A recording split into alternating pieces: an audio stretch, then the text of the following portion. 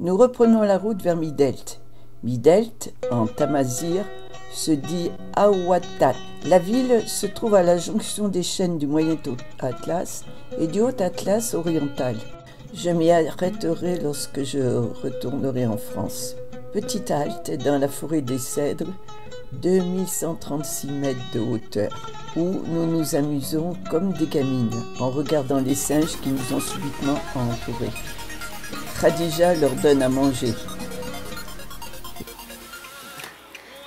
Oh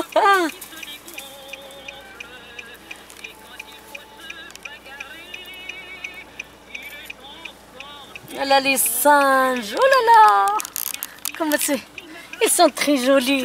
Non, avec ça m'a... Tu as vu ça? Là, il faut faire attention. Regarde. Le mari va me tuer. Oh là là. Je remonte parce que... Allez. J'ai eu une pensée vers le ruisseau des singes de ma jeunesse en Algérie. La dernière fois que j'y suis allée, il y avait une automitrailleuse devant le convoi et une derrière. Je m'en souviens encore très nettement, tellement cela m'avait impressionné. J'avais 14 ans.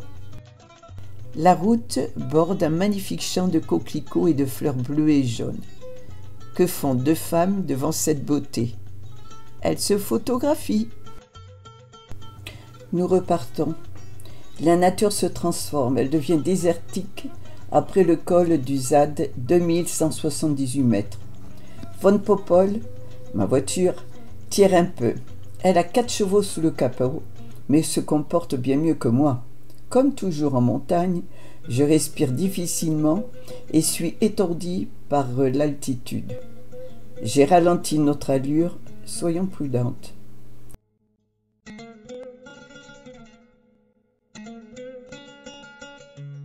Nous suivons l'Ouadziz qui se promènera entre les palmeraies jusqu'au désert. Nous traversons le plateau de l'Adril, le bien nommé, parce qu'il est très aride. Puis, il fait presque nuit lorsque nous pratiquons une piste pas trop sympathique avec des nids de poules qui nous conduit à l'auberge Jafar à 6,5 km de Midelt, chez un ami de la famille de Khadija. Je suis fatiguée. J'ai roulé 332 km depuis Rabat avec beaucoup de virages en montagne.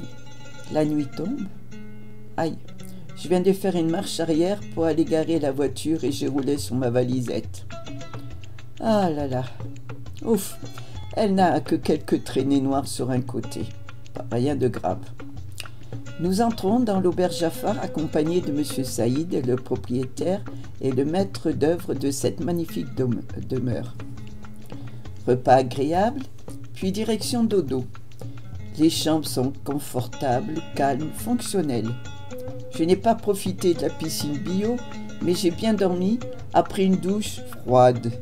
L'eau chaude vient qu'après quelques minutes d'attente. Je n'ai pas eu la patience d'attendre.